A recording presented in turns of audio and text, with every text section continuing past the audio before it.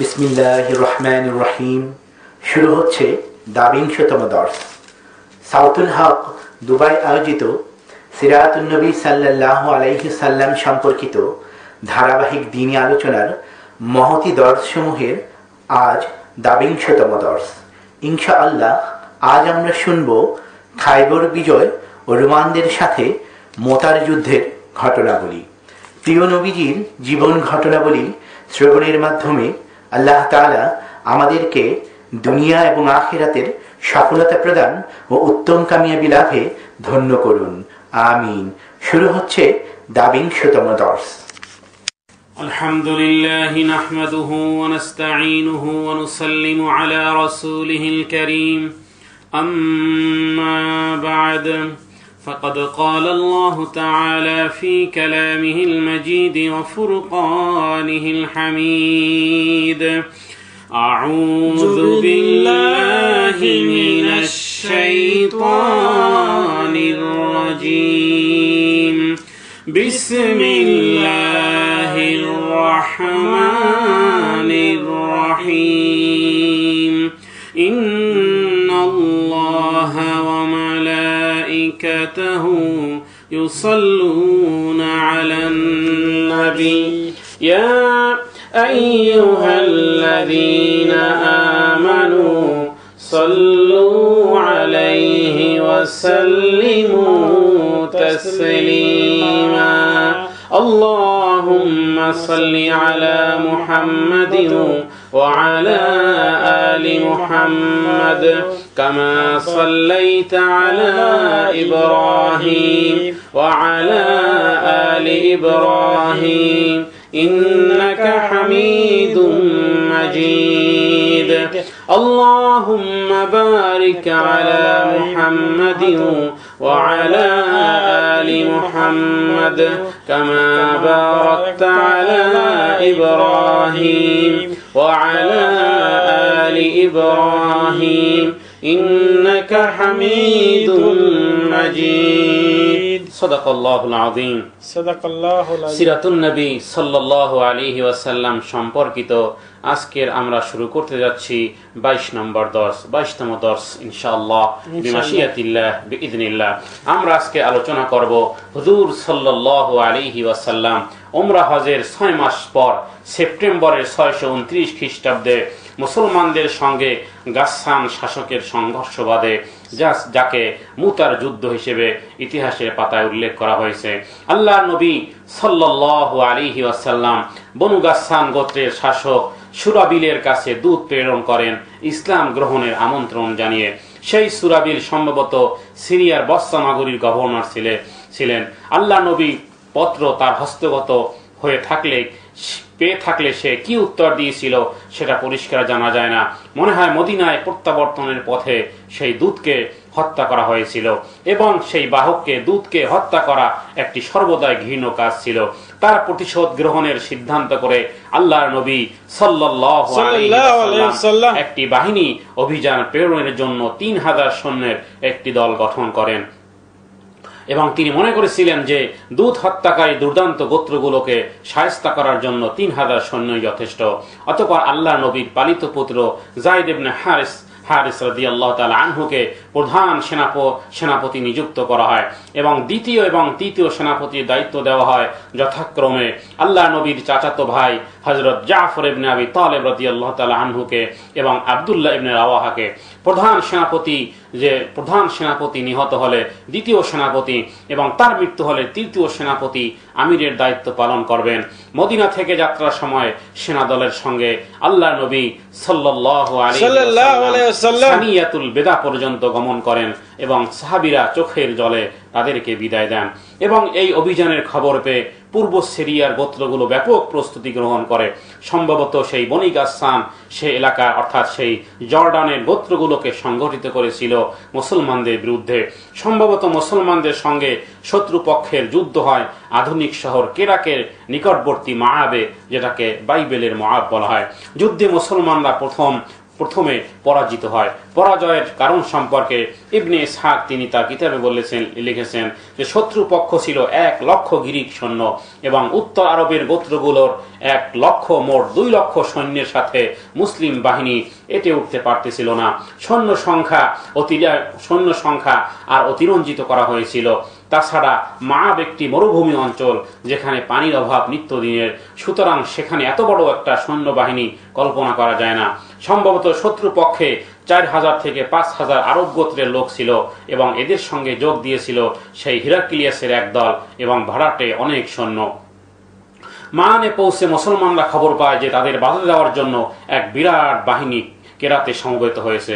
মুসলিম বাহিনী মাআনে 2 দিন অপেক্ষা করে। অধিকাংশ মুসলিম যোদ্ধার অভিমত ছিল যে পরিস্থিতি সম্বন্ধে আল্লাহর নবী মুহাম্মদুর রাসূলুল্লাহ সাল্লাল্লাহু আলাইহি ওয়াসাল্লামকে অবহিত করে তার নির্দেশের জন্য অপেক্ষা করা এবং এই প্রস্তাব গ্রহণ করলে আরো 1 মাস অপেক্ষা করতে হতো, কারণ মদিনার দূরত্ব সেখান থেকে ছিল প্রায় 600 মাইল। একজন উস্তারোহীর আসা যাওয়ায় প্রায় 1 মাস লেগে যেত। কিন্তু আব্দুল্লাহ ইবনে রাওয়াহা রাদিয়াল্লাহু তাআলা আনহু তিনি যুদ্ধের জন্য চাপ দিয়ে থাকেন। তিনি ছিলেন আল্লাহ নবীর একজন অতিশয় প্রিয় সাহাবী ছিল এই আব্দুল্লাহ ইবনে রাওয়াহা রাদিয়াল্লাহু তাআলা আনহু। যাই হোক, এই যুদ্ধে রাসূলুল্লাহ সাল্লাল্লাহু আলাইহি ওয়াসাল্লাম 3 জন সেনাপতি বানান, যায়েদ ইবনে হারিসা রাদিয়াল্লাহু তাআলা আনহু এবং আল্লাহ নবীর চাচাতো ভাই হযরত জাফর বিন আবি তালিব রাদিয়াল্লাহু তাআলা আনহু এবং আব্দুল্লাহ ইবনে রাওয়াহা। যুদ্ধে সেনাপতি প্রয়োজন হয় 1 জন, আর হুজুর সাল্লাল্লাহু আলাইহি ওয়াসাল্লাম তিনি বললেন 3 জন নাম।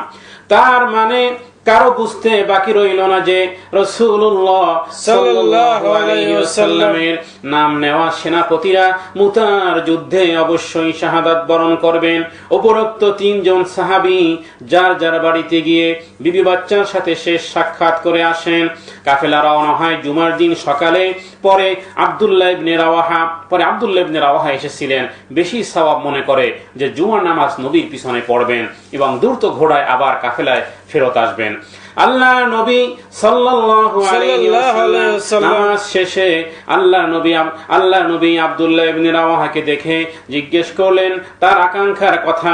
অতঃপর সে জানালে আল্লাহ নবী বললেন, আমার পিছনে জুমার নামাজ পড়ার চেয়েও উত্তম হতো যদি তুমি কাফেলার সাথে থেকে চলতে। জিহাদের জন্য উঠানো প্রতিটি কদম দুনিয়ার সকল আমল থেকে উত্তম। আচ্ছা, ওদিকে গাসসান গোত্রের সর্দার হারেস রোম সম্রাটের কাছে খবর জানাতে তার সাহায্যের জন্য হেরাকলের ভাইয়ের নেতৃত্বে আরো 1,00,000 সৈন্য পাঠায়, যার মধ্যে 50,000 ছিল শুধু ঘোড়া সাওয়ার। উপরন্তু গাসসার গোত্রের লড়াকু যোদ্ধা তো আছি। এত বড় বিশাল বাহিনীর মোকাবেলায় মুসলমানদের সংখ্যা মাত্র 3,000। আল্লাহ ও তার রাসূলের আদেশের অনুসরণের নাম হলো ইসলাম। চাই বুঝে আসুক, যুক্তিতে আর না বুঝে আসুক। কারণ যুক্তির দাবি হলো যে প্রায় 1.5 লক্ষ থেকে 2 লক্ষর ফৌজ সৈন্যের সাথে মাত্র 3,000-এর মোকাবেলা যেন মৃত্যুকে আস্বাদন করা, মৃত্যুকে আহ্বান করা। তাই তো মুনাফিকরা বিরত থাকে। তাদের যুক্তি হলো যেমন যুদ্ধ করা উচিত না, কিন্তু ইমানি শক্তি আর শাহাদাতের তামান্না যাদের হৃদয়ে স্পর্শ করেছে তারা পৃথিবীর কোন সুপার পাওয়ার অপশক্তিকে ভয় পায় না।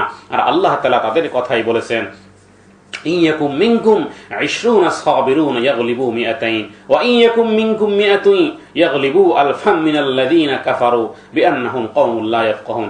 যাই হোক, হয়েছে তাই 3,000 যেন 30,000-এর সমান প্রচন্ড যুদ্ধ শুরু হয়, যে যুদ্ধ সেই রোমান সৈন্যরা কোনোদিন দেখেনি। মুসলমানরা ছিল কাআন্নাহুম বুনিয়ানুম মারসুস, সীসা ঢালা প্রাচীরের ন্যায়, দৃঢ় অনড় মজবুত। লাগাতার 6 দিন যুদ্ধ হয়, তুমুল লড়াই, একজন মুসলমানও শহীদ হয়নি।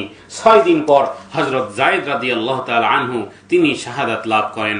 ইন্না লিল্লাহি ওয়া ইন্না ইলাইহি রাজিউন। হযরত আব্দুল্লাহ ইবনে রাওয়াহা তিনি সমস্ত সাহাবীদেরকে লক্ষ্য করে বললেন, হে লোক সকল, তোমরা মনে হচ্ছে একটা জিনিসকে খুব ভয় পাইতেছো এবং এটি শাহাদাত, তোমরা তো এর জন্যই এসেছো। আমরা নিজের শক্তিতে অথবা লোক সংখ্যা দ্বারা শত্রুর মোকাবিলা করি না, আমরা মোকাবিলা করি আল্লাহর দ্বীনকে নিয়ে। আমাদের সামনে দুটো সম্ভাবনা আছে, বিজয় অথবা শাহাদাত, উভয় সমভাবে গৌরবের। এই জ্বালাময়ী ভাষণে উদ্দীপিত হয়ে মুসলমানরা সর্বসম্মতক্রমে শত্রুর বিরুদ্ধে অগ্রসর হওয়ার জন্য মত প্রকাশ করে। মোয়াবের পূর্ব দিকে শৈলচূড়ায় শত্রুর সাথে প্রথম সংঘর্ষ হয়, কিন্তু সে স্থানটি যুদ্ধের জন্য উপযুক্ত ছিল না বিধায় মুসলিম বাহিনীকে কয়েক মাইল দূরে মুতা নামক স্থানে একটি গ্রামে সরিয়ে আনা হয়। যুদ্ধের পতাকা হাতে হযরত যায়েদ ইবনে হারিসা রাদিয়াল্লাহু তাআলা আনহু শত্রুর বিরুদ্ধে অগ্রসর হন। তুমুল যুদ্ধ শুরু হয়। সকল দিক থেকে আক্রান্ত হয়ে হযরত যায়েদ রাদিয়াল্লাহু তাআলা আনহু শাহাদাতের পেয়ালা পান করেন। অতঃপর পতাকা হাতে হযরতে জাফর বিন আবি তালিব রাদিয়াল্লাহু তাআলা আনহু তিনি শত্রুর মোকাবিলা করেন। মুসলমানরা প্রচন্ড বেগে শত্রুর উপর ঝাঁপিয়ে পড়ে। সেনাপতি হযরতে জাফর বিন আবি তালিব বীরের মতো যুদ্ধ করে তিনিও শাহাদাত বরণ করেন। হযরতে জাফর বিন আবি তালিব রাদিয়াল্লাহু তাআলা আনহুর শাহাদাতের পর আব্দুল্লাহ ইবনে রাওয়াহা পতাকা উত্তোলন করেন। মুসলমানরা নূতন উদ্যমে যুদ্ধ করতেছিল, কিন্তু আব্দুল্লাহ তিনি শহীদ হলেন। এই সময় শত্রুর প্রবল আক্রমণের মুখে মুসলিম বাহিনীর কেন্দ্র বিধ্বস্ত হয়ে যায়। সৈন্যদলে চরম বিশৃঙ্খলা দেখা দেয়। কেউ কেউ পালাতেও শুরু করে। পলায়নমান সৈন্যদের লক্ষ্য করে উকবা ইবনে আমির রাদিয়াল্লাহু তাআলা আনহু নামক একজন সাহাবী চিৎকার করে বলতে থাকেন, পালানো অবস্থায় নিহত হওয়া অপেক্ষা অগ্রসর হয়ে মৃত্যুবরণ অধিক গৌরবের। বনি আজলান গোত্রের সাবেত ইবনে আরকামার প্রস্তাব ক্রমে প্রসিদ্ধ সেনাপতি খালিদ ইবনে ওয়ালিদকে সৈন্যবাহিনী নেতৃত্ব দেওয়া হয়। হযরত খালিদ ইবনে ওয়ালিদ তার অসাধারণ সামরিক প্রতিভা, বুদ্ধিমত্তা ও নৈপুণ্য প্রদর্শন করে মুসলিম বাহিনীকে ধ্বংসের হাত থেকে রক্ষা করে। প্রথমে তিনি শৃঙ্খলা পুনরুদ্ধারের জন্য সৈন্যবাহিনীকে সারিবদ্ধভাবে বিন্যাস এবং ক্ষুদ্র ক্ষুদ্র আক্রমণ দ্বারা শত্রুকে ব্যস্ত রাখার কৌশল অবলম্বন করেন। এবং তখন রাত্রে বেলা যুদ্ধ বন্ধ থাকে। রাত্রে খালেদ রাদিয়াল্লাহু তাআলা আনহু তিনি চিন্তা ভাবনা করে যুদ্ধের পরিকল্পনা স্থির করেন। সম্মুখ থেকে কিছু সৈন্যকে শোনে এবং এমন ভাবে সন্নিবেশিত করেন যাতে ভোরবেলা শত্রুপক্ষ বুঝতে পারে যে মদিনা থেকে নূতন সৈন্যদল এসেছে।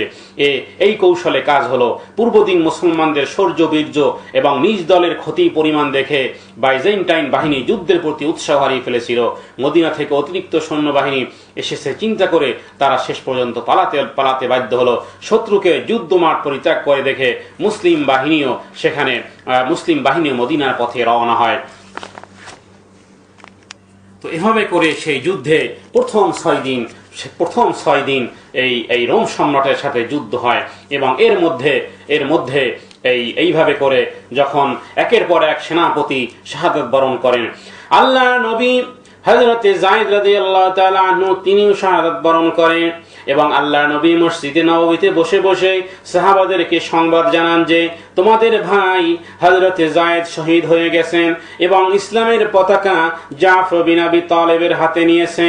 অতঃপর হযরতে জাফর বিন আবি তালেব যুদ্ধ করতে করতে তার ডান হাত হারান, বাম হাতও হারান, দুটি পাও হারিয়ে শুধুমাত্র মুখ দিয়ে কামড়িয়ে ইসলামের পতাকা উঁচু করে ধরে রেখেছেন। আল্লাহ নবী মসজিদে নববী বসে সেখান থেকে তিনি জাফরের ঘরে যান। অতঃপর জাফর রাদিয়াল্লাহু তাআলা আনহুর ছোট ছোট 3 সন্তান আউন, আব্দুল্লাহ, মুহাম্মদ সকলকে কোলে জড়িয়ে ধরে রাসূলুল্লাহ সাল্লাল্লাহু আলাইহি ওয়াসাল্লাম আবেগ আপ্লুত হয়ে চোখের পানি ছেড়ে দেন। হযরতে জাফর বিন আবি তালেবের স্ত্রী হযরতে আসমা রাদিয়াল্লাহু তাআলা আনহা দৌড়ে এসে পাশে দাঁড়িয়ে দেখতেছেন, সাহস পান না জিজ্ঞেস করতে। পরিশেষে আখের বললেন, ইয়া রাসূলুল্লাহ সাল্লাল্লাহু আলাইহি ওয়াসাল্লাম আখবিরনি, আমাকে বলুন জাফরের কি অবস্থা। আল্লাহ নবী বললেন, ওগো আসমা, আল্লাহ রাব্বুল আলামিন হযরতে জাফর বিন আবি তালেবকে তার কাছে ডেকে নিয়েছেন। ধৈর্য ধারণ করো আসমা। হযরতে আসমা রাদিয়াল্লাহু তাআলা আনহু স্বামীর এই শাহাদাতের খবর শোনা মাত্রই বেহুশ হয়ে পড়ে যান। হযরত আসমা রাদিয়াল্লাহু তাআলা আনহা রাত্রের বেলা স্বপ্নে দেখেন হযরত জাফর বিন আবি তালেব জান্নাতের মধ্যে ফেরেশতাদের সাথে সুবহানাল্লাহ সুবহানাল্লাহ সুবহানাল্লাহ সুবহানাল্লাহ। যাকে জাফর আত-তাইয়ার বলা হয়। আল্লাহর প্রিয় নবী মুহাম্মদুর রাসূলুল্লাহ সাল্লাল্লাহু আলাইহি ওয়াসাল্লাম বলেছেন, ইসলামের জন্য জাফরের কুরবানি দেখে খুশি হয়ে রব্বুল আলামিন হযরত জাফর বিন আবি তালেবকে আল্লাহ রব্বুল আলামিন দুইটা ইয়াকুতের পাখা দিয়েছেন, যার দ্বারা সে ফেরেশতাদের সঙ্গে জান্নাতের মধ্যে ঘোরাফেরা করতেছে। সুবহানাল্লাহ সুবহানাল্লাহ সুবহানাল্লাহ। এবং অনুরূপভাবে তৃতীয় সাহাবীও শহীদ হওয়ার পরে ইসলামের ঝান্ডা হাতে নেন হযরত খালিদ বিন ওয়ালিদ রাদিয়াল্লাহু তাআলা আনহু। আল্লাহ নবী মুহাম্মদুর রাসূলুল্লাহ সাল্লাল্লাহু আলাইহি ওয়াসাল্লাম মদিনাতে বসে মসজিদে নববীতে আল্লাহ নবী এশা নামাজের পরে খুশির সংবাদ দেন যে এখন যিনি মুতার যুদ্ধে যিনি ইসলামের পতাকা সামলে নিয়েছেন আর সে হচ্ছে আল্লাযী সাইফুন ফি সুয়ুফিল্লাহ, তিনি হলেন আল্লাহর তরবারি, যাকে আল্লাহ রাব্বুল আলামিন আল্লাহর তরবারি হিসেবে দুনিয়ায় প্রেরণ করেছেন এবং যার হাতে কোনো পরাজয় লেখা নাই, আর তিনি হলেন হযরত খালিদ বিন ওয়ালিদ রাদিয়াল্লাহু তাআলা আনহু। আল্লাহু আকবার। যার কাঁধ এত উঁচু ছিল যে ঘোড়ার উপর বসলে পা মাটিতে পড়তো আর দু হাতে তরবারি চালাতে পারতেন, জনমের মতন কাটতেন শত্রুদেরকে। যা ছিল এই খালিদ ইবনে ওয়ালিদ রাদিয়াল্লাহু তাআলা আনহু। এবং এই খালিদ রাদিয়াল্লাহু তাআলা আনহুর কারণেই তো উহুদের যুদ্ধে মুসলমানদের অবস্থা নাজুক হয়েছিল। আজ সেই ইসলামের গর্ব। যাই হোক, খালিদ রাদিয়াল্লাহু তাআলা আনহু সেনাপতির দায়িত্ব নেওয়ার পরে যুদ্ধের কৌশল পরিবর্তন করেন। ডানের সৈন্য বাম দিকে, বাম দিকের সৈন্য ডান দিকে, শেষ সারির সৈন্য সকলের সামনে। রাত্রের বেলা গ্রুপ করে বিশাল এরিয়াতে আগুন জ্বালানো। রোমান সৈন্যরা দেখে বুঝলো যে আরো পদাতিক বাহিনী মুসলমানদের সাহায্যে মদিনা থেকে এসেছে। তারা ভাবলো যে পূর্বের 3000-এর সাথেই তাও পারা মুশকিল। হযরত খালিদের নেতৃত্বে পরের দিন যুদ্ধ শুরু হয়। হযরত খালিদ রাদিয়াল্লাহু তাআলা আনহুর দুই হাতে তরবারি ঘুরাতে থাকেন, কচু গাছ কাটা নেয় সাফ করতে থাকেন রোমান সৈন্যদের। এবং সেই দিন খালিদ রাদিয়াল্লাহু তাআলা আনহুর হাতে 10খানা তরবারি ভেঙ্গে খান হয়ে যায়। আল্লাহু আকবার, আল্লাহু আকবার। মুসলমানদের আল্লাহু আকবার ধ্বনিতে মুতার আকাশ বাতাস সেদিন কম্পিত ছিল। খোদাই মদদে রোমান তাদের ঘোড়ায় সওয়ার বাহিনী উল্টো দিয়ে ঘোড়া ভাগাতে শুরু করে। যেরূপ মুসা আলাইহিস সালামের এক সাপ যেমন জাদুকরদের সমস্ত সাপকে গিলে খেয়েছিল, তদ্রূপ রোমান সৈন্যদের অবস্থা ভাগতে থাকে এবং পিছন থেকে কেতাল হতে থাকে। তাদের সীমানার মধ্যে পলায়নরত রেখে হযরত খালিদ ইবনে ওয়ালিদ রাদিয়াল্লাহু তাআলা আনহু তিনি নিজ বাহিনীকে রুখতে বললেন বাস হয়েছে, আমাদের পুনরায় সহি সালামতে মদিনায় ফেরত যাওয়া তো কামিয়াবির মধ্যে শামিল। তাই তারা যতই ভাগুক না কেন, পুনরায় তারা যদি ঘুরে দাঁড়ায় তো তাদের সংখ্যা তো 1 লাখেরও বেশি। সুতরাং মোকদ্দম এবং মুআক্খার, শুরু এবং শেষ তো আমাদেরই ভালো। আমরা পিঠ দেখাইনি, আমরা ভাগিনি, বরং তারাই পিঠ দেখিয়েছে, তারাই ভেগেছে। সুতরাং আর রাহিল ইলাল মাদিনা, মদিনার দিকে চলো। হযরত খালিদ ইবনে ওয়ালিদ রাদিয়াল্লাহু তাআলা আনহু অতঃপর পুরো বাহিনীকে চালিয়ে মদিনায় আসেন। কিন্তু মুনাফিকরা বলতেছিল যে মুসলমানরা আরো কেন লড়লো না, তারা ভেগে এসেছে। রাসূলুল্লাহ সাল্লাল্লাহু আলাইহি ওয়াসাল্লাম এই মুনাফিকদের উত্তর দিলেন, বললেন যে না, খালিদ ভেগে আসেনি, লাইসা ফাররারুন, তারা ভেগে আসেনি, বরং তারাই ভেগেছে। বালহুম কাররারুন, বরং এই রোমান সৈন্যরা তারাই ভেগেছে। এবং এই যুদ্ধে সেনাপতি হিসেবে খালিদ ইবনে ওয়ালিদ, যোদ্ধা হিসেবে খালিদ রাদিয়াল্লাহু তাআলা আনহু অপূর্ব সাহস ও নৈপুণ্যের পরিচয় দিয়েছিলেন। সহিহ বুখারীতে উল্লেখ আছে যে ওই দিন তার হাতে 8টি বা 10টি তরবারি ভেঙে খান হয়ে যায়। পরে মাত্র 1খানা কাটারি নিয়ে যুদ্ধ করেন। তার প্রধান কৃতিত্ব, তিনি মুসলিম বাহিনীকে ধ্বংসের হাত থেকে রক্ষা করেন। মুসলিম বাহিনী মদিনার নিকট গিয়ে পৌঁছলে শহরের নরনারী তাদেরকে অভ্যর্থনা করতে আসে, কিন্তু তাদের পরাজয়ের খবর শুনে মর্মাহত হয় এবং সমবেদনা জানাবার পরিবর্তে তাদের মুখে তারা ধিক্কার দিতে থাকে মুনাফিকরা যে হতভাগা, তারা পলায়নকারী দল, তারা খোদার রাস্তা হতে ফিরে। তো আল্লাহ নবী তাদের কথার উপর প্রত্যক্ষ হস্তক্ষেপ করলেন, বললেন যে না, তারা পলাতক নয়, ইনশাআল্লাহ তারা পুনরায় গমনকারী। তিনি বললেন, এরূপ পিতৃসুলভ কথা দ্বারাই তিনি আল্লাহ নবী মানুষের হৃদয় জয় করেছিলেন। হযরত জাফর রাদিয়াল্লাহু তাআলা আনহুর গৃহে আল্লাহ নবী গমন করে তিনি অশ্রুসজ্জল নেত্রে তার সন্তানদের আলিঙ্গন করেন এবং চুম্বন করেন। অতঃপর তিনি যায়েদ ইবনে হারেসার ঘরে গেলে তার ছোট মেয়ে কাঁদতে কাঁদতে আল্লাহ নবীর কোলে ঝাঁপিয়ে পড়ে। আল্লাহ নবীর চোখেও পানিও বাদ মানতেছিল না। তিনি পরের দিন সকালে মসজিদে মসজিদ নববীতে বললেন যে বেহেশতের বাগানে অতি মূল্যবান বিছানায় হেলান দিয়ে বিশ্রামরত অবস্থায় তিনি মোতার শহীদদের এই মোতার যুদ্ধে এই সমস্ত সেনাপতি শাহাদাত বরণ করেছিল। আল্লাহ নবী বললেন যে মসজিদ নববীতে বসে বললেন যে বেহেশতের বাগানে অতি মূল্যবান বিছানায় হেলান দিয়ে বিশ্রামরত অবস্থায় তিনি এই মুতার যুদ্ধে শহীদদেরকে তিনি দেখেছেন। আল্লাহু আকবার। বিশেষ করে তিনি উল্লেখ করেন হযরত জাফর বিন আবি তালিবের কথা।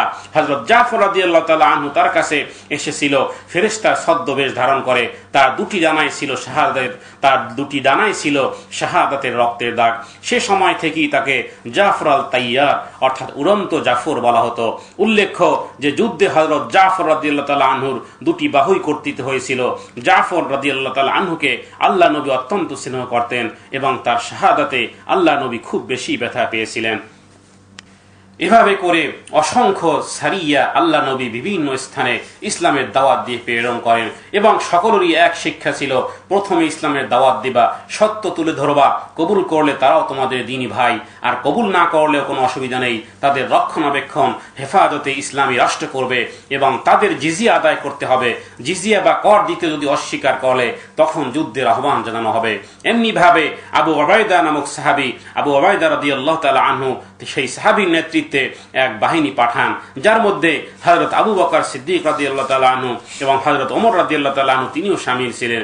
এবং আমির যেই হোক না কেন তার অনুসরণ করতে হবে, এটাই ছিল ইসলামের নির্দেশ। আতিউল আমিরা ওয়ালাউ কানা আবদান হাবশিয়ান, অর্থাৎ আমিরের অনুসরণ করবে যদিও সে কৃষ্ণ কালো গোলামি হোক না কেন। আচ্ছা, পথিমধ্যে এই আবু উবাইদা রাদিয়াল্লাহু তাআলা আনহুর তা সেই আমিরের অনুসরণে তারা যখন চলতেছিল সেই পথিমধ্যে এত ঠান্ডা ছিল যে শরীর অবশ হয়ে যাওয়ার মতন ছিল। সাহাবায়ে কিরাম রাদিয়াল্লাহু তাআলা আনহুম আজমাইন তারা আগুন জ্বালাতে চাইলেও কিন্তু দলের আমির আবু উবাইদা রাদিয়াল্লাহু তাআলা আনহু কাউকে আগুন জ্বালাতে দিলেন না। অতঃপর আমিরের কথা শুনতে হবে। তো এই জন্য আচ্ছা, যখন নামাজের সময় হলো তো নিয়ম হলো যিনি বড় বিজ্ঞ শ্রদ্ধেয় তিনি ইমাম হবেন। ওদিকে এই দলের মধ্যেই হযরত আবু বকর সিদ্দিক রাদিয়াল্লাহু তাআলা আনহু তিনি আছেন। হযরত ওমর যেখানে উপস্থিত, আবু উবাইদা বলল যে না, আমি ইমাম হব যেহেতু আমি দলের আমির। আচ্ছা ঠিক আছে। তো পরের দিন ওযুর প্রয়োজন হয় এবং ফরজ গোসলের প্রয়োজন হয়, তা না করে ওযু ছাড়াই তায়াম্মুম করে এই আবু উবাইদা তিনি নামাজের ইমামতি করেন। হযরত ওমর রাদিয়াল্লাহু তাআলা আনহু এই আমিরের কার্যকলাপে তিনি তো রাগে ফেটে যাওয়ার মতন অবস্থা। হযরত আবু বকর তাকে বুঝিয়ে রাখেন, বললেন যে ভাই, আল্লাহ নবী তো তাকে আমির বানিয়েছেন, আচ্ছা আমাদের কাজ হলো অনুসরণ করা। ওমর রাদিয়াল্লাহু তাআলা আনহু বললেন যে কেমন আমির ভাই যে ওযু ছাড়াই নামাজের ইমামতি করে? আচ্ছা, যখন যুদ্ধ শুরু হয় তখন কাফেররা ভাগতে থাকে, তো এখনই তো হামলা করার সময় এবং গনিমত সংগ্রহ করার মোক্ষম সময়, কিন্তু আবু উবাইদা রাদিয়াল্লাহু তাআলা আনহু তা না করে সঙ্গে সঙ্গে হামলা বন্ধ করে দেন এবং গনিমত ছাড়াই কাফেলাকে নির্দেশ দেন মদিনার দিকে ফেরত আসতে, এবং তাও দ্রুত। হযরত ওমর রাদিয়াল্লাহু তাআলা আনহুর এই সমস্ত কার্যকলাপে তার ধৈর্যের বাঁধ ভেঙে যাওয়ার উপক্রম। বহরহাল হযরত ওমর রাদিয়াল্লাহু তাআলা আনহু চুপচাপ মদিনাতে এসে রাসূলুল্লাহ সাল্লাল্লাহু আলাইহি ওয়াসাল্লামের দরবারে নালিশ করলেন, অভিযোগ করলেন। আল্লাহর নবী আবু উবাইদা সাহাবীকে তাকে ডাকলেন, জিজ্ঞেস করলেন যে হ্যাঁ ভাই বলো, রাস্তায় ঠান্ডা থেকে বাঁচতে আগুন জ্বালাতে দাওনি কোনো সাহাবীকে, কি ব্যাপার? আবু উবাইদা বলল, ইয়া রাসূলুল্লাহ সাল্লাল্লাহু আলাইহি ওয়াসাল্লাম, যদি আমি আগুন জ্বালাতে নির্দেশ দিতাম তাহলে শত্রুরা আমাদের উপস্থিতি টের পেত, তাই আগুন জ্বালাতে দেইনি। তো এবারে আল্লাহ নবী বললেন আচ্ছা নামাজের ইমামতির ব্যাপারে। আবু উবাইদা বলল যে যেহেতু আপনি আমাকে আমির বানিয়েছেন সুতরাং নামাজের ইমামতি আমার দায়িত্ব মনে করে তাই আমি করেছি।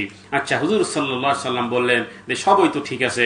এরপরে আল্লাহ নবী জিজ্ঞেস করেন, আচ্ছা ওযু ছাড়া নামাজ পড়ানোর বিষয়ে বলো। আবু উবাইদা বলল, ইয়া রাসূলুল্লাহ সাল্লাল্লাহু আলাইহি ওয়াসাল্লাম, ঠান্ডায় ওযু করলে ঠান্ডার কারণে অসুস্থ হয়ে পড়তাম, যেহেতু নির্দেশ লা তুহলিকু আনফুসাকুম, নিজেদেরকে ধ্বংস ও ক্ষতির মধ্যে নিক্ষেপ না করা, এই নির্দেশের কারণে আমি তায়াম্মুম করে নামাজ পড়িয়েছি। তো আচ্ছা তৃতীয়, আচ্ছা যখন শত্রু ভাগতেছে তখন হামলা করোনি কেন? আবু উবাইদা বলল যে ইয়া রাসূলুল্লাহ সাল্লাল্লাহু আলাইহি ওয়াসাল্লাম, যদিও তারা ভাগতেছে কিন্তু তাদের সাহায্য করার জন্য পিছনে বড় একদল আসতেছিল এবং যাদের মোকাবিলা আমরা নগণ্য ছিলাম। সুতরাং হেফাজতের জন্য কাফেলাকে দ্রুত মদিনা নিয়ে আসি। আল্লাহ নবী সাল্লাল্লাহু আলাইহি ওয়াসাল্লাম শুনে বললেন যে ভাই সবকিছুই তো করা তো তোমার জন্য ঠিক আছে। হযরত ওমর রাদিয়াল্লাহু তাআলা আনহু শুনলেন এবং মেনে নিলেন। যাই হোক, এভাবে করে এক সারিয়াকে পাঠান আল্লাহ নবী, যারা একটি পথের কিনারে অবস্থিত চলতেছিল এবং যাদের রসদপত্র শেষ হওয়াতে ক্ষুধার কষ্ট ভোগ করতেছিল, এবং এক ব্যক্তিকে তারা মদিনায় পাঠায় সাহায্য নেয়ার জন্য। সেই সাহাবী যখন মদিনায় এসে পৌঁছেছেন মসজিদে নববীতে, তিনি যখন প্রবেশ করবেন এমন সময় কোরআনের আওয়াজ শুনতে পান। আমার নবী তেলাওয়াত করতেছেন এই আয়াত, ওমা মিন দাব্বাতিন ফিল আরদি ইল্লা আলাল্লাহি রিজকুহা ওয়া ইয়ালামু মুস্তাকাররাহা ওয়া মুস্তাওদাআহা কুল্লুন ফি কিতাবিম মুবিন। যার অর্থ হলো আল্লাহ তাআলার আকাশের নিচে আর জমিনের উপরে এমন কোন প্রাণী নেই যার রিজিকের দায়িত্ব আমি আল্লাহ নিজ হাতে গ্রহণ করিনি। আমি রাজ্জাক, আমি তোমাদের রিজিক দাতা। সুবহানাল্লাহ বিহামদি। সাহাবী এই আয়াত শোনা মাত্রই সাহায্যের আবেদন না করে পুনরায় আপন কাফেলায় ফেরত আসেন। হাদিসের মধ্যে এসেছে সামুদ্রিক বিশাল এক মাছ দিয়ে আল্লাহ তাআলা তাদের রিজিকের ব্যবস্থা করেন। আম্বার নামক একটি বড় মাছ, যা ছিল এত বড় যে তার চোখের মধ্যেও 10 জন মানুষ বসতে পারত, এবং তার দাঁত খাড়া করে ধরলে উটের চূড়ার উপরেও গিয়ে ঠেকতো। এত বড় বিশাল মাছ সাহাবীদের জামাত সকলেই খেয়ে দিয়ে তৃপ্ত ছিল। কাফেলা যখন মদিনায় পৌঁছেন হুজুর সাল্লাল্লাহু আলাইহি ওয়াসাল্লামকে জানালে তিনি খুশি হন এবং তিনি বললেন, হাল মাআকুমা শাইউন, যে আরো কি বাকি আছে কি? এক সাহাবী পেশ করেন, আল্লাহ নবী তা থেকে আহার করেন। আল্লাহ তাআলা এ সম্পর্কে বলেছেন, ওয়া হুয়াল্লাযী সাখখারাল বাহরা লিতাকুলু মিনহু লাহমান তারিয়াও ওয়া তাস্তাখরিজু মিনহু হিয়াতান তালবাসুনাহা ওয়া তারাল ফুলকা মাওয়াখিরা ফীহি ওয়া লিতাবতাগু মিন ফাদলিহি ওয়া লাআল্লাকুম তাশকুরুন।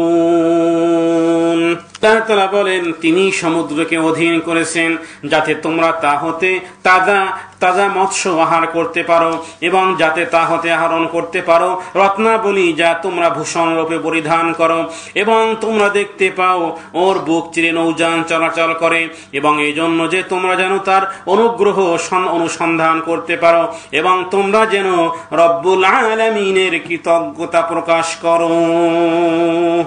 আচ্ছা, এদিকে মনে রাখতে হবে যে মক্কার মুশরিক কুরাইশদের সাথে যুদ্ধ বন্ধের যে 10 বৎসরের চুক্তি হয়েছিল, সেই চুক্তি হওয়ার পর বনু বকর নামক গোত্র মক্কার মুশরিকদের হানিফ বা দলভুক্ত জোটে সামিল হয়, এবং বনু খুজা গোত্র নামক গোত্র মদিনার মুসলমানদের হানিফ বা দলভুক্ত জোটে সামিল হয়। সহজ কথায় বনু বকর কুরাইশদের পক্ষে যোগ দেয় আর বনু খুজা গোত্র মুসলমানদের পক্ষে যোগ দেয়। সুতরাং সন্ধি চুক্তি সবকিছুতে তারাও সামিল ছিল।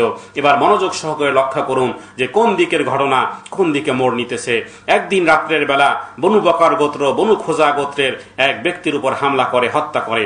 বনু খুজা গোত্রের লোকও সেই ব্যক্তিকে গিয়ে হত্যা করে। এর কিছুদিন পর বনু খুজা গোত্রের কিছু লোক ওমরা করতে মক্কায় আসলে এই বনু বকর ও তার হানিফ এই কুরাইশরা মিলে হেরেম এরিয়ার মধ্যে গোপন হামলা চালায়। তাতে বনু খোজার 23 ব্যক্তি নিহত হয়। যার বিস্তারিত ঘটনা হলো, হুদায়বিয়ার সন্ধির একটি শর্ত ছিল যে আরবের বিভিন্ন গোত্র তাদের ইচ্ছে মতো কুরাইশদের অথবা আল্লাহ নবীর পক্ষে যোগ দিতে পারবে এবং এতে কোনো পক্ষই বাধা দিতে পারবে না। এই শর্ত মোতাবেক বনু বকর ও বনি খোজার মধ্যকার দীর্ঘদিনের অমীমাংসিত বংশানুক্রমিক বিবাদ মুলতবি হয়ে যায়।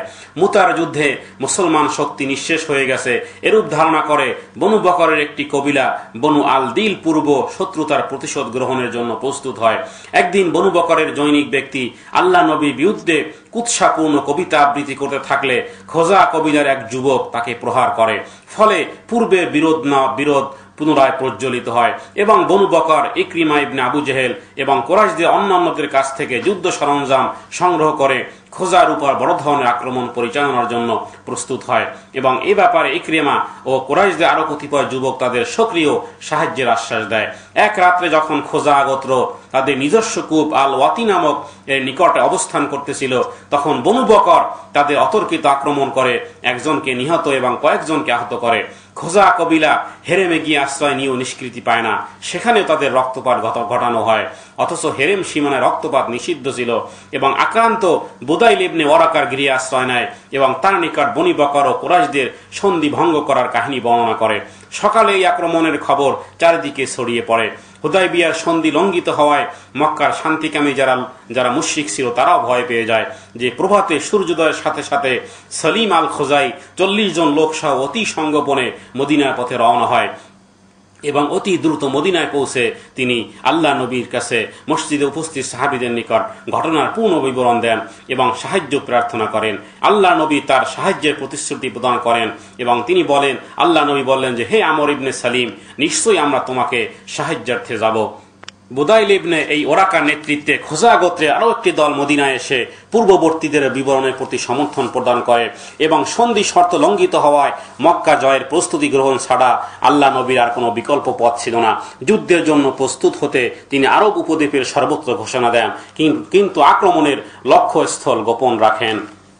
আচ্ছা, এদিকে এই ধরনের অতর্কিত এই ঘটনার জন্য আবু সুফিয়ান চিন্তায় পড়ে গেল যে বনু খোজা যেহেতু মুসলমানদের হানিফ, তো মদিনায় খবর পৌঁছলে আর কোনো রক্ষা নেই। তড়ি ঘড়ি করে পরামর্শ করে সকলেই ঠিক করলো যে নবীর কানে এই খবর পৌঁছার আগেই আরো 10 বৎসরের নূতন চুক্তিনামা নূতন কাগজে গিয়ে লিখাও। যদি বাঁচতে চাও তাহলে পিছনের অর্থাৎ পূর্বের চুক্তিনামা বাতিল হয়ে যাবে, নূতন করে আমরা সন্ধি শর্তে পাবন্দি থাকব এবং এই কাজ সরাসরি মক্কার সর্দার আবু সুফিয়ান নিজে গিয়ে করে আনবে, তাকে ছাড়া যেহেতু এই কাজ হবে না।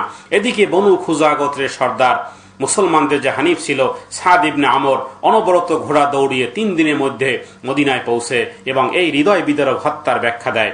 হুজুর সাল্লাল্লাহু আলাইহি ওয়াসাল্লাম তার মুখ থেকে বর্ণনা শুনে আবেগ আপ্লুত হয়ে উঠে বসেন এবং বললেন, সাদ, অবশ্যই তোমাকে সাহায্য করা হবে, নাসরতা ইয়া সালেম, নাসরতা ইয়া সালেম।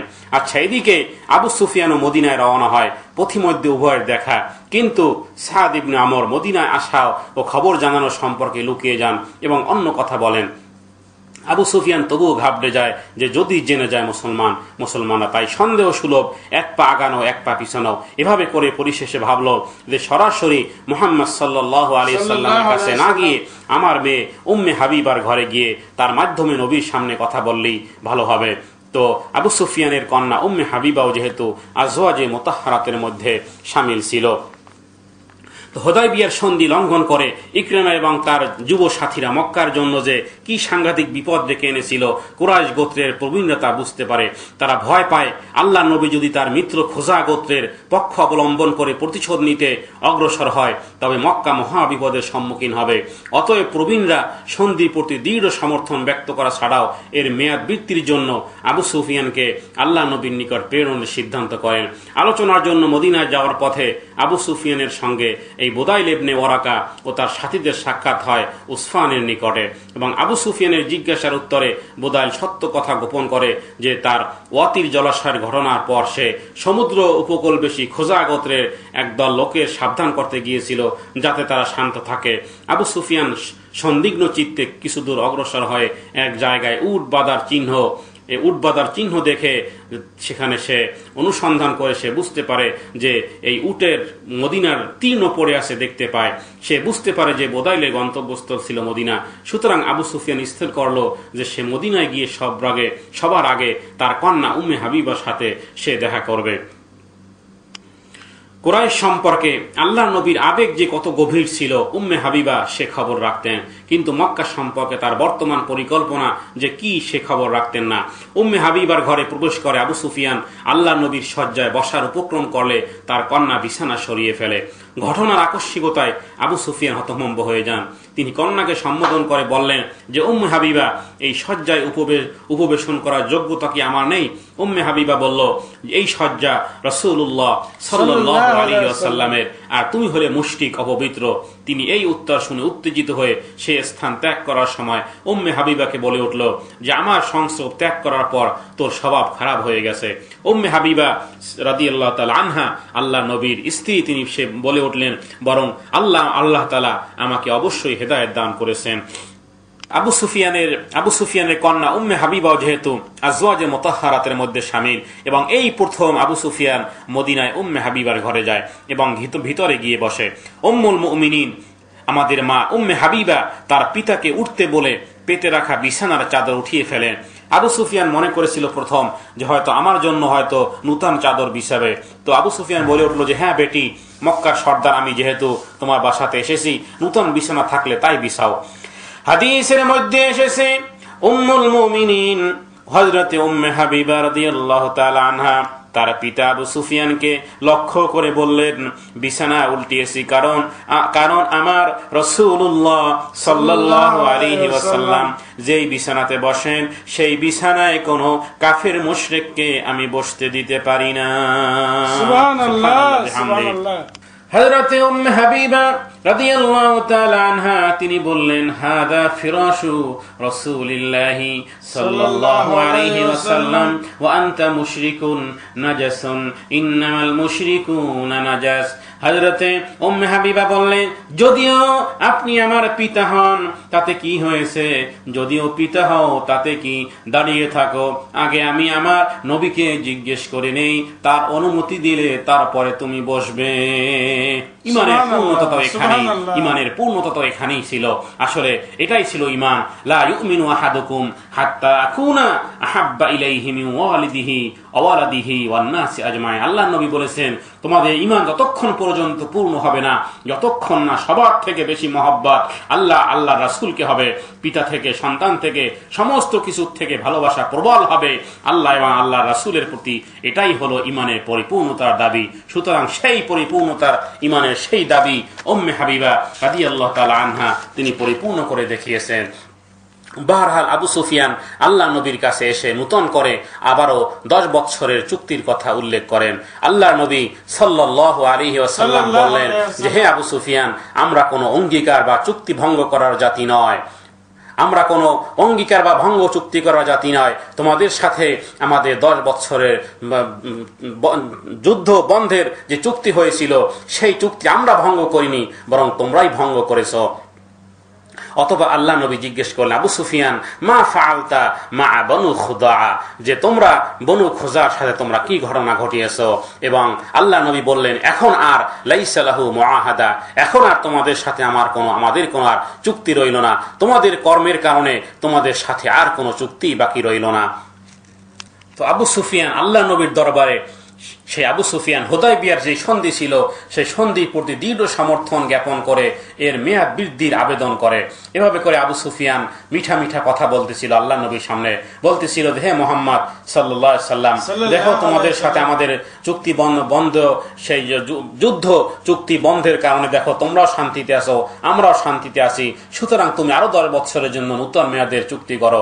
অতঃপর এইভাবে করে আবু সুফিয়ান সেই সন্ধির যুক্তির প্রতি, সেই হুদায়বিয়ার সন্ধির প্রতি এভাবে করে সমর্থন জ্ঞাপন এবং মেয়াদ বৃদ্ধির আবেদন করে।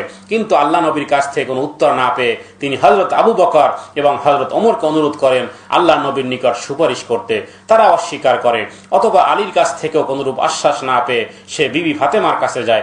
সেখানে হযরত ফাতেমার 5 বছরের হযরত হাসান রাদিয়াল্লাহু তাআলা আনহু উপস্থিত ছিলেন। তিনিও হযরত ফাতেমাকে বললেন যে তোমার ছেলেকে ঘোষণা দিতে বলো যে এই 2 দেশের মধ্যে আশ্রয় দান এবং শান্তি রক্ষার পূর্ববর্তী শর্তসমূহ বহাল থাকবে। এরূপ ঘোষণার মাধ্যমে সে আল্লাহ নবীর উপর প্রভাব ফেলতে চেয়েছিল, কিন্তু সেই অপকৌশলও সে ব্যর্থ হয়। অবশেষে আবু সুফিয়ান মসজিদে প্রবেশ করে এবং সমবেত জনতার সামনে দাঁড়িয়ে ঘোষণা করে যে জনসাধারণের নিকট আমি আশ্রয় চাই এবং নিজে শান্তি রক্ষার ঘোষণা দিচ্ছি। তার আবেদন প্রত্যাখ্যান না করার অনুরোধ জানিয়ে সে মক্কার পথে আবু সুফিয়ান মক্কার পথে যাত্রা করে। মক্কায় পৌঁছে আবু সুফিয়ান কুরাইশদের নিকট তার ব্যর্থতা ও মসজিদে ঘোষণা প্রদানের কথা সবিস্তারে বললেও নেতৃবৃন্দ আবু সুফিয়ানকে তিরস্কার করে বলল যে এটা কোনো সন্ধি নয়, আমরা প্রশান্ত মনে বসে থাকতে পারি না এবং যুদ্ধও নয় যে এর জন্য প্রস্তুতি নিতে পারি। তারা মক্কার প্রতিরক্ষা বিষয়ে উদ্বিগ্ন হয়ে পড়ল এই আবু সুফিয়ান। এভাবে করে এই আবু সুফিয়ান বিফল মনোরথ হয়ে আবু বকর সিদ্দিক রাদিয়াল্লাহু তাআলা আনহুর কাছেও যায়, হযরত ওমরের কাছে আসে এবং বলে শুধু একটু সাইন করে দিতে। হযরত ওমর বললেন যে তোমার উপর ওমরের এটাই হলো বড় অনুগ্রহ যে ওমরের তরবারি এখনো তোমার গর্দানকে দ্বিখণ্ডিত করেনি। কল্লা থাকতো না তোমার ওমরের সামনে, শুধু সন্ধির কারণে কিছু বললাম না। হযরত ওমর বললেন ইবাদিয়া আদুওয়াল্লাহ, দূর হও আল্লাহর দুশমন। আবু সুফিয়ান বাঁচার জন্য আলীর কাছে যায়, ওসমানের কাছে যায়, আখের হুসাইন রাদিয়াল্লাহু তাআলা আনহু তার কাছেও যায় এবং আবু সুফিয়ান চাইতেছিল কেউ যদি একটু কিছু লিখে দেয় তাও মক্কাতে গিয়ে কিছু বলতে পারবে। এই ঘটনার কিছুদিন পরই হুজুর সাল্লাল্লাহু আলাইহি ওয়াসাল্লাম হঠাৎ করে উম্মুল মুমিনিন হযরত আয়েশা সিদ্দিকা রাদিয়াল্লাহু তাআলা আনহাকে বললেন যুদ্ধের জন্য সামান প্রস্তুত করে দিতে এবং কেউ জানতো না কোথায় যাবে। এমনকি হযরত আবু বকরও এসে আয়েশা রাদিয়াল্লাহু তাআলা আনহাকে জিজ্ঞেস করে যে ইলা আইনা ইয়া আয়েশা, রাসূলুল্লাহ সাল্লাল্লাহু আলাইহি ওয়াসাল্লামের রাজ খুলে যাবে। তাই হযরত আয়েশা তিনিও বলেননি। তবে কোন কোন রিওয়ায়াতে এসেছে যে একমাত্র আবু বকর সিদ্দিক এবং ওমর রাদিয়াল্লাহু তাআলা আনহুকে বলেন, তাও অনেক পরে। যাই হোক ৩৫০০ সৈন্য নিয়ে তৈরি হলো। সেনাপতি হলেন স্বয়ং মুহাম্মদুর রাসূলুল্লাহ সাল্লাল্লাহু আলাইহি ওয়াসাল্লাম এবং প্রথম নির্দেশ দিলেন যে মক্কা ও মদিনার সকল বর্ডার সংযোগস্থল বন্ধ করে দাও। মক্কা থেকে মদিনায় প্রবেশ খোলা রাখো, কিন্তু মদিনা থেকে মক্কাগামী ব্যক্তিদের যেতে দিও না। সাথে সাথে হযরত আলী রাদিয়াল্লাহু তাআলা আনহু এবং জুবাইর ইবনে আওয়াম রাদিয়াল্লাহু তাআলা আনহুকে নির্দেশ দিলেন যে দ্রুত ঘোড়া দৌড়িয়ে রিজওয়ানে খাক নামক অমুক স্থানে পৌঁছো এবং সেখানে এক নারী উটের পিঠে করে মক্কায় যাইতেছে, তার কাছে লিখিত একখানা পত্র আছে, তাই নিয়ে আসো। হযরত আলী রাদিয়াল্লাহু তাআলা আনহু বলেন যে আমরা দুই নওজোয়ান উল্কার গতিতে ছুটে গিয়ে হান্নাক নামক মহিলাকে, যে মাঝে মধ্যে মদিনা আসতো নিজের জন্য চাঁদা কালেকশন করতে, তাকে ঠিক ওই জায়গায় পাই যেখানের কথা রাসূলুল্লাহ সাল্লাল্লাহু আলাইহি ওয়াসাল্লাম বলেছেন। হযরত আলী রাদিয়াল্লাহু তাআলা আনহু মহিলার কাছে পত্র চাইলে মহিলা অস্বীকার করে বলল যে লাইসা মাই কিতাব, আমার কাছে কোনো পত্র নাই। হযরত আলী রাদিয়াল্লাহু তাআলা আনহু মহিলার সমস্ত সামান তন্ন তন্ন করে খুঁজলেন, কিন্তু কোথাও কোনো কাগজ চিরকুট কোথাও খুঁজে পেলেন না। আখের হযরত আলী রাদিয়াল্লাহু তাআলা আনহু বললেন, দেখো আল্লাহর নবী সাল্লাল্লাহু আলাইহি ওয়াসাল্লাম মিথ্যা কথা বলেননি। স্বইচ্ছায় না দিলে জোর করে তোমার শরীরে তল্লাশি চালানো হবে আর পেলে তোমাকে হত্যা করা হবে। তো মহিলা ভয় বলল ঠিক আছে, দূরে গিয়ে দাঁড়াও। অতঃপর সেই মহিলা তার চুলের খোপার মধ্য থেকে বের করা সাহাবী হাতেম রাদিয়াল্লাহু তাআলা আনহুর একটি লেখা একটি পত্র, একটি চিরকুট বের করে দেয়। আল্লাহ নবী সাল্লাল্লাহু আলাইহি ওয়াসাল্লাম অতঃপর সেই সাহাবী হাতেমকে ডেকে জিজ্ঞেস করলেন যে পত্রের কথা যে সে কেন লিখেছে। সাহাবী বলল, ইয়া রাসূলুল্লাহ সাল্লাল্লাহু আলাইহি ওয়াসাল্লাম, আমি জানি আল্লাহ তাআলা আপনাকে বিজয় দান করবেন। আমি পত্র লিখেছি এই ভেবে যে আমার স্ত্রী পুত্র সন্তান যেহেতু গোটা পরিবার মক্কাতে, তো আমি যদি এই মক্কার মুশরিকদের পত্তলিকদের যদি আমি খবর দেই, হয়তোবা আমার পরিবারের প্রতি তাদের সদা অনুগ্রহ বাড়বে এবং আমার পরিবার হেফাজতে থাকবে, এই ভেবে তাদের খবর আমি জানিয়েছি। হযরত ওমর রাদিয়াল্লাহু তাআলা আনহু বলে উঠলেন যে দানি ইয়া রাসূলুল্লাহ সাল্লাল্লাহু আলাইহি ওয়াসাল্লাম, আপনি আমাকে হে নবী হুকুম দেন নবীর দুশমনদেরকে যে সংবাদ জানিয়েছে তার মাথাকে গর্দান থেকে আলাদা করে দেই। আল্লাহ নবী বললেন, ওমর ইন্নাহু মিন আহলি বাদারিয়ুন, যে হে ওমর এই সাহাবী তো বদরি সাহাবী, বদরের সাহাবী সে, যেহেতু তাসারা সাদাকা হাতেম সত্য বলেছে বিধায় তাকে আমি মাফ করে দিলাম। সুবহানাল্লাহি ওয়া বিহামদিহি। এভাবে করে এই পবিত্র মক্কা নগরীতে রক্তপাত এড়ানোর জন্য অতি সংগোপনে যুদ্ধের প্রস্তুতি চলে। আল্লাহ নবীর পরিকল্পনা রক্তপাত এড়াবার জন্য অতর্কিত মক্কা আক্রমণ করে শত্রুকে পরাভূত করতে হবে। সুতরাং গন্তব্যস্থান গোপন রেখে তিনি যুদ্ধের ডাক দিলেন। তার ডাকে সাড়া দিয়ে যুদ্ধ সাজে সজ্জিত হয়ে দলে দলে লোক মদিনায় এসে উপস্থিত হয়। দূর দূরান্তর থেকে আসলো আসলাম গোত্র, গিফফার গোত্র এবং জুহাইনা গোত্র, আশদা প্রভৃতি বিভিন্ন কাবিলার লোক আসলো এবং পথের বিভিন্ন স্থানে গুপ্তচর রাখা হলো যাতে কেউ এই অভিযানের সংবাদ মক্কায় প্রেরণ করতে না পারে। সৈন্যবাহিনী মক্কার পথে যাত্রা করার অব্যাহতির পূর্বে একজন সম্মানিত সাহাবী হাতেম ইবনে আবু বালতা তিনি এই সারাহ নামনি এক স্ত্রীলোকের মারফতে অভিযানের খবর দিয়ে একটি পত্র কুরাইশ নেতাদের কাছে পাঠাবার চেষ্টা করেন। এবং এই সারাহ ছিল বনি মুত্তালিবের গায়িকা দাসী। অভাবে পড়ে আল্লাহ নবীর কাছে এসে সাহায্য চাইতে এসেছিল মদিনাতে। আল্লাহ নবী তাকে এক উট বোঝাই খাদ্য সামগ্রী দিয়েছিলেন। তো সাহাবী হাতিম ছিলেন একজন বিখ্যাত মুহাজির। বদরের যুদ্ধে তিনি যোগদান করেছিলেন এবং হাতিমের মা এই সাহাবীর মা এবং একমাত্র পুত্র তখন মক্কায় ছিল। তাদের নিরাপত্তার কথা চিন্তা করে এই পত্র লিখেছিলেন। অথবা আল্লাহ নবীর যা প্রকাশ্য ছিল আল্লাহ নবীর আদেশকে অমান্য করা, কিন্তু সেই পত্রের কথা গোপন রইল না।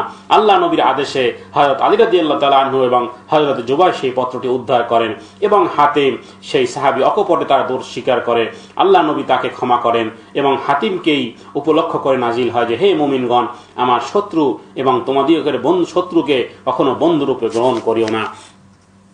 আচ্ছা, তো এভাবে করে এই মদিনা থেকে কাফেলা চলতেছিল। পথিমধ্যে বনু তামিম গোত্রের 1000 লোক মুসলমান হয়ে কাফেলায় অংশ নেয় এবং বনু সুলাইম গোত্রের 1000 ঘোড়া অশ্বারোহী দলে সামিল হয় এবং সকলেই মুসলমান হয়। অনুরূপভাবে বনু গাতফান গোত্র এবং তার সর্দার হুয়াই ইবনে হিসান সহ 4000 লোক ইসলাম দীক্ষিত হয় এবং সর্বমোট 10,000-এর বিশাল বাহিনীর সাথে নিয়ে হুজুর সাল্লাল্লাহু আলাইহি ওয়াসাল্লাম চলতেছিলেন এবং কেউ জানে না সঠিক সংবাদ, যেহেতু কাফেলার দিক ছিল তায়েফমুখী। কেউ ভাবলো হয়তো তায়েফের বনু হাওয়াজিনের সাথে হুজুর সাল্লাল্লাহু আলাইহি ওয়াসাল্লাম মোকাবিলা করবে। তবে একথা সত্য যে স্বইচ্ছায় হোক আর ভয়ে হোক সকল গোত্র নিজেদের অস্তিত্ব রক্ষার্থে ভীত কম্পিত ছিল। কারণ যাদের 3000 সৈন্য সুপার পাওয়ার রোম সম্রাটের 2 লক্ষ সৈন্যের সাথে লড়ে, তাদের মোকাবিলা করার সাহস কাদের? যখন কাফেলা তায়েফের দিকে যাইতেছে, এমনই এক রাত্রে মক্কা থেকে মাত্র 3 মাইল দূরে একটি উঁচু পাহাড়ে উঠলেই দেখা যায় এই বিশাল বাহিনী।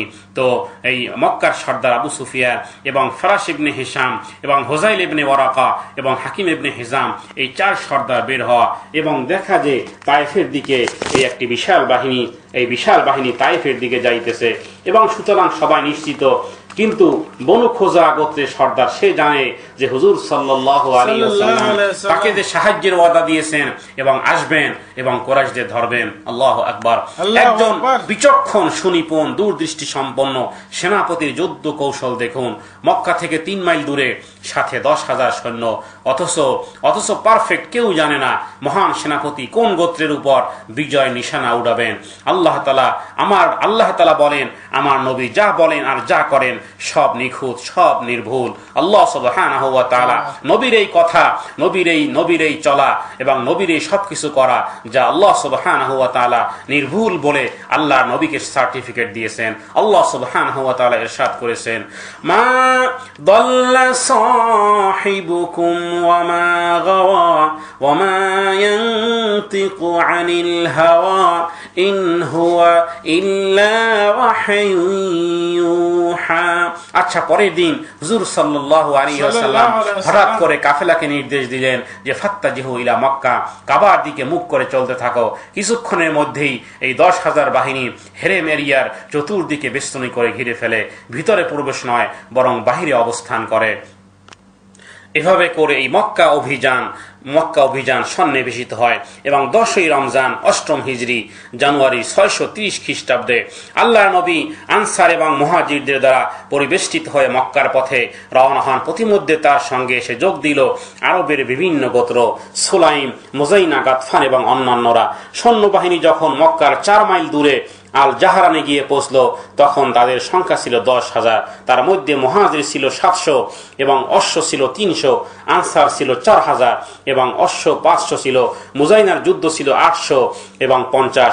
অবশিষ্ট যোদ্ধারা ছিল অন্যান্য গোত্রের। সৈন্য দলের সবার আগে ছিল আল্লাহ নবী। তার একমাত্র চিন্তা যে রক্তপাত ব্যতীতই এই কাবাঘর দখল করা। এ পর্যন্ত মক্কার কেউ মুসলিম অভিযানের কথা জানতেও পারেনি, যেহেতু মুসলিম যোদ্ধারাও জানতে পারেনি যে তারা কোথায় যাচ্ছে। আচ্ছা, মুসলিম বাহিনী মিকাল উকাবে পৌঁছলে বনু হাশিমের দুইজন প্রধান ব্যক্তি আবু সুফিয়া ইবনে আল হারিস এবং আব্দুল্লাহ ইবনে আবু উমাইয়া সেখানে আসেন। এদের প্রথম জন ছিল আল্লাহ নবীর চাচাতো ভাই এবং দ্বিতীয় জন ছিল আল্লাহ নবীর ফুফাতো ভাই। দুজনই ছিল ইসলামের ঘোর দুশমন। ইসলাম গ্রহণের সংকল্প নিয়ে তারা আল্লাহ নবীর সাক্ষাৎ প্রার্থনা করে, কিন্তু আল্লাহ নবী তাদের সাক্ষাৎ দিতে অস্বীকার করেন। অতঃপর উম্মুল মুমিনিন উম্মে সালামা রাদিয়াল্লাহু তাআলা আনহার অনুরোধে অতঃপর দয়া পরবশ হয়ে আল্লাহ নবী পরে সাক্ষাতে অনুমতি দেন এবং তারা ইসলাম গ্রহণ করে মুসলিম বাহিনীতে যোগ দেয়। আচ্ছা, রমজান মাস, আল্লাহ নবী এবং মুজাহিদ বাহিনীর সকলেই রোজাদার। রোজার মাসে পর্যটক এবং জিহাদে অংশগ্রহণকারীদের জন্য রোজা ভাঙ্গা যায় এই শর্তে যে পরে সমসংখ্যক দিনের রোজা আদায় করা হবে। আল্লাহ নবী সম্ভবত সালে পৌঁছে ঘোষণা দেন যে যারা রোজা রাখতে সক্ষম তারা ইচ্ছা করলে রোজা ভাঙতেও পারবে। মরুভূমির প্রচন্ড তাপ সহ্যের সীমা অতিক্রম করে গেলে আল্লাহ নবী সাল্লাল্লাহু আলাইহি ওয়াসাল্লাম এবং সাহাবীরা দারুণভাবে পিপাসার্ত হয়ে পড়েন।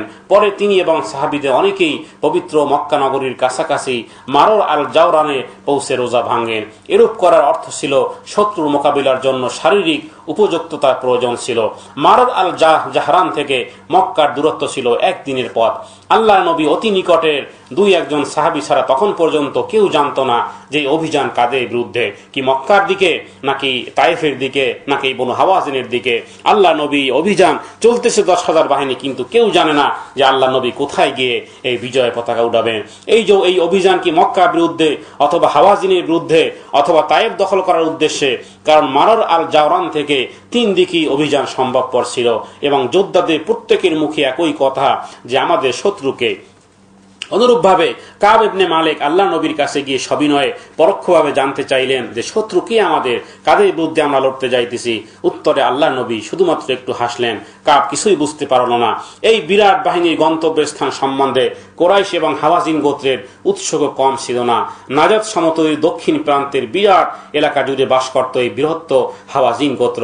তায়েফ অবস্থিত ছিল নিকটের একটি ঢালু অঞ্চলে। তায়েফের অধিবাসী শাকিক গোত্র ছিল এই লাত দেবী মন্দির অভিভাবক এবং দুদর্শ যোদ্ধা ছিল। তো শাকিক সকল কবিলার নিকট দূত পাঠিয়ে সতর্ক করে দেয় যে 10,000 মুসলমানদের সৈন্যের একটা বিরাট বাহিনী মদিনা থেকে দক্ষিণ দিকে অগ্রসর হতেছে। সকলকে বিপদের জন্য প্রস্তুত থাকার আহ্বান জানানো হলো। খবর পাওয়া মাত্র অধিকাংশই কবিলায় প্রস্তুত হয়ে তায়েফের উত্তরে সমবেত হতে লাগলো। কুরাইশরা তায়েফের বিপদের কথা চিন্তা করলেও নিজেদের বিপদেরও আশঙ্কা উড়িয়ে দিতে পারল না। তাদের ভয়ের কারণ তারা সন্ধি ভঙ্গ করে অপরাধী হয়ে বসে আছে। তারা বিপদ গুনতে লাগলো। তাদের ভীতি যাতে চতুর্গণ বৃদ্ধি পায় এই উদ্দেশ্যে আল্লাহ নবী যোদ্ধাদের প্রত্যেককে বিস্তৃত অঞ্চলে অগ্নিকুণ্ড জ্বালাবার আদেশ দিলেন। মক্কার শহরতলি থেকে কুরাইশরা দেখতে পেল যে অগ্নিকুণ্ডের আলোতে বিস্তীর্ণ এলাকা আলোকিত। তাদের কাছে দ্রুত খবর পৌঁছলো যে মুসলিম বাহিনীর সংখ্যা 10,000-এর অনেক বেশি। সুতরাং তারা তড়িৎ পরামর্শ করে সিদ্ধান্ত নিল যে আল্লাহ নবীর কাছে পুনরায় আবু সুফিয়ান যাবে তার উদ্দেশ্য জানবার জন্য। আবু সুফিয়ান আল্লাহ নবীর শিবিরের উদ্দেশ্যে রওনা হলো। সঙ্গে গেল বিবি খাদিজার ভাইপো হাকিম এবং খোজা গোত্রের বুদাইল। তারা শিবিরের খুব নিকটে পৌঁছে দেখতে পেল যে সাদা অশ্ব চড়ে একজন লোক তাদের দিকে আসতেছে, আর সেই ছিল আল্লাহ নবীর চাচা হযরত আব্বাস রাদিয়াল্লাহু তাআলা আনহু। তিনি মক্কা নগরীতে গমনেচ্ছু লোকদের অনুসন্ধানে বেরিয়েছিলেন কুরাইশ নেতৃবৃন্দকে খবর দেওয়ার জন্য, যাতে তারা আল্লাহ নবীর কাছে একটি প্রতিনিধি দল প্রেরণ করে। অন্যথায় বিরাট বাহিনীর আক্রমণে সম্পূর্ণ নগরী বিধ্বস্ত হয়ে যাবে। এভাবে করে আল্লাহ নবীর চাচা হযরত আব্বাস রাদিয়াল্লাহু তাআলা আনহু নবীর চাচা চুপে চুপে হযরত ওমরের খেয়ামায় এসে বলল, আমাকে নবীর কাছে নিয়ে চলো। আব্বাস রাদিয়াল্লাহু তাআলা আনহু আসলেন এবং নবীর হাতে হাত দিয়ে পড়লেন, আশহাদু আল্লা ইলাহা ইল্লাল্লাহু ওয়া আশহাদু আন্না মুহাম্মাদান আবদুহু ওয়া রাসূলুহু। আল্লাহ নবীর চাচা কালিমা পড়ে মুসলমান হয়। আল্লাহ নবীর রক্তে সম্পর্কিত আপন চাচা, নিকটতম এক সময়ের ঘনিষ্ঠ অভিভাবক এবং মহব্বতের চাচা হযরতে আব্বাস ইবনে আব্দুল মুত্তালিব মুসলমান হওয়াতে রাসূলুল্লাহ সাল্লাল্লাহু আলাইহি ওয়াসাল্লাম দারুণভাবে খুশি হন এবং সম্মান করেন, কাছে বসান। নবী জন্মের পরে পিতার স্নেহ স্নেহ আল্লাহ নবী পাননি। এই চাচারাই কোলে পিঠে করে স্নেহ মমতা দিয়ে আগলে রেখেছে। চাচা আমির হামজা উহুদে শহীদ হন, চাচা আবু তালেব মক্কাতেই মারা যান, যদিও সে ইসলাম গ্রহণ করেনি, কিন্তু মৃত্যুর আগ পর্যন্ত আল্লাহ নবী মুহাম্মদ সাল্লাল্লাহু আলাইহি ওয়াসাল্লামের জন্য নিবেদিত প্রাণ ছিল। যাই হোক, আব্বাস রাদিয়াল্লাহু তাআলা আনহু আরজ করে বলল যে এত বড় বিশাল বাহিনী নিয়ে কুরাইশদের উপর হামলা করলে মক্কাতে একটি বাচ্চাও রেহাই পাবে না, গোটা কুরাইশ নিশ্চিহ্ন হয়ে যাবে, কোনো নাম নিশানাও থাকবে না। আল্লাহ নবী সাল্লাল্লাহু আলাইহি ওয়াসাল্লাম বললেন, চাচা আপনার কি রায়? আব্বাস রাদিয়াল্লাহু তাআলা আনহু বললেন যে আমাকে একটু সুযোগ দাও, আমি গিয়ে মক্কার সর্দার আবু সুফিয়ানের সাথে একটু কথা বলে দেখি। আব্বাস রাদিয়াল্লাহু তাআলা আনহু অতঃপর এসে আবু সুফিয়ানকে জানালো যে দরজায় 10,000 সৈন্য, নিজেও বাঁচো এবং এই মক্কাবাসীকেও হত্যা থেকে বাঁচাও। তুমি সর্দার, তুমি যদি ভুল সিদ্ধান্ত নিও না, মুসলমানদের মনে যে আগুন তা কিন্তু নিভে যায়নি। উহুদে তুমি কি করেছো, খন্দকের যুদ্ধে কি করেছো, আখের বনু খোজা গোত্রের সাথে চুক্তি ভঙ্গ করে তুমি কি ভেবেছো মুসলমানরা তোমাকে এমনি ছেড়ে দিবে? আবু সুফিয়ানের ভয়ার্ত কণ্ঠ আব্বাস রাদিয়াল্লাহু তাআলা আনহুকে বলল যে এখন কি করব। এখন আব্বাস রাদিয়াল্লাহু তাআলা আনহু বললেন যে চলো আমার সাথে নবীর তাবুতে। তো আব্বাস রাদিয়াল্লাহু তাআলা আনহুর সাথে এই আবু সুফিয়ান আসতেছিল। এভাবে করে নবীর চাচা আব্বাস রাদিয়াল্লাহু তাআলা আনহু সামনে অগ্রসর হয়ে আবু সুফিয়ান ও তার সাথীদের সাক্ষাৎ পায়। পরস্পরের মধ্যে সম্ভাষণ বিনিময়ের পর হযরত আব্বাস রাদিয়াল্লাহু তাআলা আনহু তাদেরকে আল্লাহ নবীর তাবুতে নিয়ে যায়। আল্লাহ নবীকে সম্বোধন করে আবু সুফিয়ান বলল যে আপনি একটি সাতমিশালী দল নিয়ে এসেছেন আপনার আত্মীয়দের বিরুদ্ধে, এদের মধ্যে কেউ পরিচিত কেউ অপরিচিত। তাকে থামিয়ে দিয়ে আল্লাহ নবী বললেন যে তোমরাই তো শর্ত লঙ্ঘন করেছো, তোমরা হুদায়বিয়ার সন্ধি ভেঙেছো এবং বনু কাবের খোজার আক্রমণের মদদ দিয়ে পবিত্র কাবা ঘরের অমর্যাদা তোমরা করেছো। আবু সুফিয়ান আলোচনার গতি অন্যদিকে ঘুরিয়ে দেওয়ার জন্য বলল যে হ্যাঁ, আপনি যদি আপনার শক্তি, আপনার এই রণকৌশল, আপনার এই বাহিনীর শক্তি যদি আপনি হাওয়াজিনের বিরুদ্ধে প্রদর্শন করতেন, তারা আপনার অনাত্মীয় এবং ঘোরতর শত্রু। আল্লাহ নবী বললেন যে আমি আশা করি আমার প্রভু আমাকে সবগুলোই, এই সমস্ত আরব এবং সমস্ত জায়গাতে আল্লাহ তাআলা আমাকে বিজয় দান করবেন। মক্কার উপর বিজয় হবে ইসলামের বিজয়। হাওয়াজিনের সম্পূর্ণ পরাজয়ে আমাদের সাচ্ছল্য আসবে, তাদের মাল সামান হবে যুদ্ধলব্ধ সামগ্রী এবং তাদের পরিবার হবে আমাদের হাতে বন্দী। পরে তিনি 3 জনকে সম্বোধন করে বললেন যে সাক্ষ্য দাও যে আল্লাহ ব্যতীত কোনো উপাস্য নাই এবং আমি তার প্রেরিত রাসূল। হাকিম এবং বুদাইল আল্লাহ রাসূলের প্রতি ঈমান আনলো, কিন্তু আবু সুফিয়ান বলল যে আল্লাহ ব্যতীত কোনো মাবুদ নাই। এটুকু বলি চুপ হয়ে গেল। দ্বিতীয় সাক্ষ্য সম্বন্ধে তাকে জিজ্ঞেস করা হলে সে বলল যে হে মুহাম্মদ সাল্লাল্লাহু আলাইহি সাল্লাম, আমার মনে এখনো সংশয় আছে, আমাকে একটু সময় দাও। অতএব আল্লাহ নবী তার চাচাকে বললেন যে রাতের জন্য তাকে তোমার তাবুতে নিয়ে যাও এবং সকালে নিয়ে এসো। প্রভাতে আজানের ধ্বনি শুনে আবু সুফিয়ানের অন্তরাত্মা কেঁপে উঠল যে কিসের শব্দ। জিজ্ঞেস করল আবু সুফিয়ান, অথবা বলা হলো আব্বাস রাদিয়াল্লাহু তাআলা আনহু বললেন এগুলো নামাজের আহ্বান। নামাজ কতবার আবু সুফিয়ান জিজ্ঞেস করলে আব্বাস রাদিয়াল্লাহু তাআলা আনহু বললেন যে 5 বার। আবু সুফিয়ান বলল যে এত বেশি। আবু সুফিয়ান দেখলো যে লোকজন হুড়হুড়ি করে আল্লাহ নবীর ওযুর পানি সংগ্রহ করতে ব্যস্ত। সে আশ্চর্য হয়ে বলল যে হে আবুল ফজল, অর্থাৎ আব্বাস রাদিয়াল্লাহু তাআলা আনহুর ডাক নাম ছিল এরূপ, যে এইরূপ সার্বভৌমত্ব তো আমি কখনো দেখিনি। অতঃপর আব্বাস রাদিয়াল্লাহু তাআলা আনহু তিনি বললেন যে তুমি তো ধ্বংস হয়ে যাইতেছ, তুমি গোল্লায় যাও, তাড়াতাড়ি ঈমান আনো। নামাজের পর আব্বাস রাদিয়াল্লাহু তাআলা আনহু তাকে আল্লাহ নবীর দরবারে নিয়ে গেলে সে আল্লাহ নবীর নবুয়তের প্রতি সাক্ষ্য দিল এই আবু সুফিয়ান এবং বলল যে আমি সাক্ষ্য দিচ্ছি মুহাম্মদ সাল্লাল্লাহু আলাইহি ওয়াসাল্লাম তার বান্দা ও রাসূল।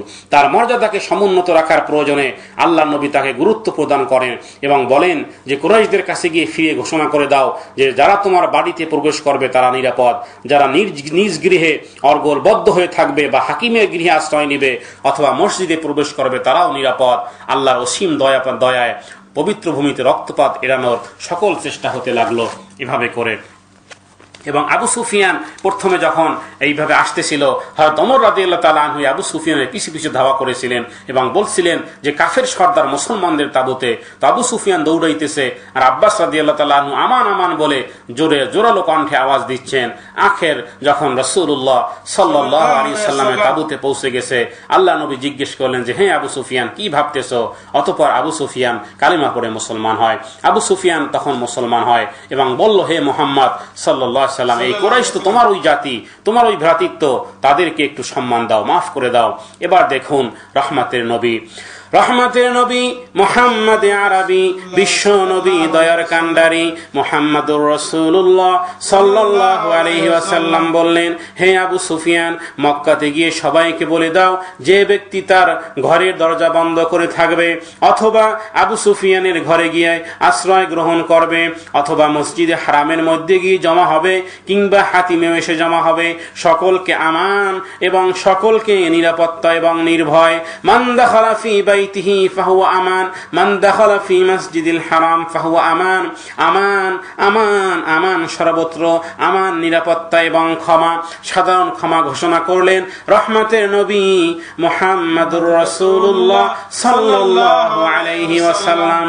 তারপরও ইহুদি, খ্রিস্টানরা, নাসারারা, ইসলামের শত্রুরা বলে যে ইসলামের বিজয় হয়েছে তরবারি দ্বারা, এবং এক নাস্তিক লিখেছে যে সৌদি আরবের পতাকার মধ্যে দুই তরবারি, খেজুর গাছের দুই পাশে দুই তরবারি।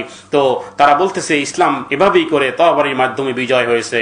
আসলে কথা এরকম নয়, বরং নিয়ম হলো যে সৌদি আরবে বছরে কয়টা খুন হয়, কয়টা হত্যা হয়, কয়টা ধর্ষণ হয়, কয়টা ডাকাতি হয়, কয়টা ছিনতাই হয়, গ্রুপে গ্রুপে লড়াই, চুরি করা, সতীত্বের উপর আঘাত, এসিড নিক্ষেপ, ব্যাংক ডাকাতি, কয়টা লুটপাট এভাবে হয়। যেমন আরাফাতের ময়দানে লক্ষ কোটি নারী পুরুষ খোলা আকাশের নিচে এক রাত্রে নারী পুরুষ একসাথে এক জায়গায় শুয়ে থাকে আরাফাতের ময়দানে, আজ পর্যন্ত কেউ বলতে পারবে না সেখানে কোনো নারীর সতীত্বে আঘাত এনেছে এবং কারো মুখে এসিড মেরেছে। যাই হোক, হুজুর সাল্লাল্লাহু আলাইহি ওয়াসাল্লাম এভাবে করে আমান এবং আমান, নিরাপত্তার বলয়ে সবাইকে সাধারণ ক্ষমা ঘোষণা করলেন এই মক্কা বিজয়ের দিনে। এবং মক্কা বিজয়ের দিনে আল্লাহ নবী নির্দেশ দিলেন যে বিভিন্ন দিক থেকে মক্কাতে প্রবেশ করতে, এবং হযরতে এভাবে করে আল্লাহ নবী শান্তিপূর্ণভাবে বিনা রক্তপাত ছাড়াই আল্লাহ নবী এভাবে করে মক্কার চতুর্দিকে বেষ্টনী করে এই মক্কা বিজয়ের পথ সুগম হয়। এবং আল্লাহ নবী বিভিন্ন গেট থেকে, বিভিন্ন দরজা থেকে এভাবে করে মক্কা বিজয়ের সূচনা পরিলক্ষিত